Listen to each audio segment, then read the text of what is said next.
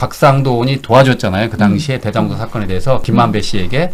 그러니까 김만배 씨가 곽상도 의원에게 직접 주지 않고 그쵸. 아들을 통해서 우회해서 50억 원의 퇴직금을 줬는데 예. 이와 관련해서 아들이 무죄를 받고 곽상도 전 의원에게는 공소 기각이 나왔습니다.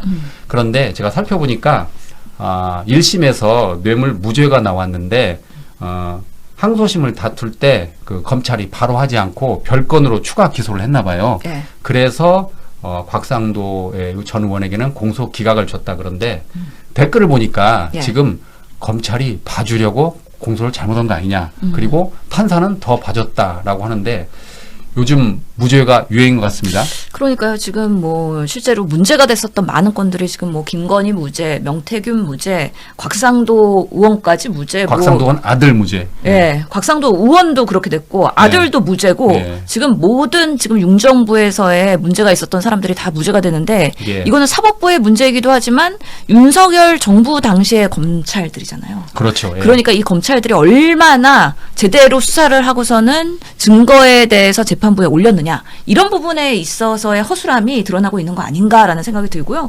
아니 이런 얘기들이 다 근거가 있어요. 병채 아버지가 돈 달라 한다. 병채를 통해서 이런 녹음까지도 대화가 다 보도가 됐는데 어떻게 50억을 받아도 무죄가 될 수 있는지 그런 부분에 있어서 와 그러면 국회의원 자녀들은 그냥 국회의원이 직접 돈 안 받고 예. 자녀들을 통해서 이렇게 받으면 아 이게 나중에 무죄가 될 수 있구나라는 또 하나의 판례를 만든 것 같아갖고 와 이렇게 빠져나갈 구멍들을 법꾸라지처럼 만드는 게 정말 대한민국에서 있을 수 있는 일이냐라는 생각이 들어서 분노가 치미는 것이죠.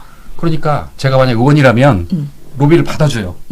그리고 나서 돈은 내 자식 통장에 입금해. 지금 그거잖아요. 그런데 이게 지금 무죄가 나왔잖아요. 그러니까 물론 이제 법 조항을 판사들의 그 성향에 따라서 여러 가지 따져다 보면 무죄일 이유가 있겠죠. 근데 저는 법률가 아니라 자세히는 모르지만 일반 국민들의 시각으로 보면 전혀 이해할 수 없는 판결 아닙니까? 그러니까요. 김만배 씨는 또 유죄가 나왔어요. 예. 그러면서 준 사람은 유죄가 나왔는데 받은 사람은 또 무죄가 나오고 이렇게 되면은 우리 앞으로 그 정계에 로비하는 많은 사람들이 이런 판례에서는 무죄 받을 수 있으니까 이렇게 우회를 통해서 하면은 괜찮아. 그러면서 로비가 정당화될 수 있는 하나의 선례가 된 것 같아서 조금 더 이게 판결문이 나오고 내부를 좀 보긴 해야 되겠지만 검찰이 손만망이로 사실은 수사를 하고 증거를 은폐하고 그 다음에 사법부도 아유 이거 허술한데 이거 갖고서는 인과관계 입증하기 어려운데 하면서 무죄를 때리고 이런 것들의 악순환이 되는 거 아니냐라는 우려가 있어서 아 요즘 시대에는 검찰과 사법부 도대체 어디에 의존을 하고 신뢰를 할 수 있을까 이런 부분에 있어서 의구심이 가는 부분이죠. 국민의 법감정으로 봤을 때는 아 이게 가능한 일이야? 정말 이거는 고난이도의 정말 고단수의 그런 변호인들을 상당히 높은 수임료를 가지고서는 이렇게 테크닉을 쓴 거 아닌가라고 생각할 수밖에 없어갖고 잘 이해도 안 되는 상황이에요. 전에 의원님이 그 말씀하셨습니다. 다른 건 몰라도 변호사는 비싼 변호사를 써야 한다. 아, 돈 아끼지 말라고 그랬죠. 그러니까, 예. 아끼지 말라고. 평생 아끼지 말아야 되는 게 변호사 수임료라고 했거든요. 예. 그러면서 또 이번에도 어떤 변호사가 어떤 고단수의 그런 테크닉으로 로비를 했는지 그런 것들이 상당히 궁금하기도 합니다. 아, 서민들 입장에서는 얼마나 기가 차고 허탈할까요? 50억을 받았는데 그게 무죄라니까. 예. 그러니까요. 이게 5천만 원을 수수한 거에 대해서 이 방조한 것을 김만배 씨는 유죄로 사실은 됐거든요. 그럼 당연히 수수를 받은 사람들, 50억 클럽에 대한 부분들 이거 꽤 시간이 많이 지나면서 사람들이 잊혀지긴 했지만 그럼에도 불구하고 곽상도 의원이 직에서 내려올 수밖에 없는 상황이었거든요. 예. 그런데 이게 다 빠져나갈 구멍처럼 이렇게 이제 유야무야 되는 것이 아 이런 세계도 있구나라는 생각을 하게 됩니다. 예. 그게 오늘 났다는 거예요? 곽상도 공소 기각 그걸로 더 관심. 50억 퇴직금 곽상도 와. 전 의원 1심 공소 기각. 아들은 뇌물 무죄. 야. 와. 의원님이 놀라시네. 너무 당연히 근데 왜 공소기각이지? 자, 잠깐 볼게요. 예. 그러면 대장동 50억 곽상도 1심 공소 기각 아들은 무죄. 기사를 보면 대장동 개발 사업 민간 사업자 김만배 씨에게 50억 원을 받아 챙긴 혐의로 재판에 넘겨진 곽상도 전 국민의힘 의원의 아들이 1심에서 무죄를 선고받았습니다. 특정범죄 가중처벌법상 뇌물과 범죄 수익 은닉 규제법 위반 혐의로 재판에 넘겨진 곽 전 의원의 아들에게 무죄를 선고했습니다. 범죄수익은닉규제법 위반 혐의로 함께 재판에 넘겨진 곽 전 의원에게는 공소 기각을 선고했습니다. 나오네요. 예. 재판부는 곽 전 의원이 김만배 씨로부터 청탁이나 알선 대가로 50억 원을 받기로 약속했다고 보기 어렵고 아들이 이런 범행에 공모했다고 인정할 만한 증거도 없다고 밝혔습니다.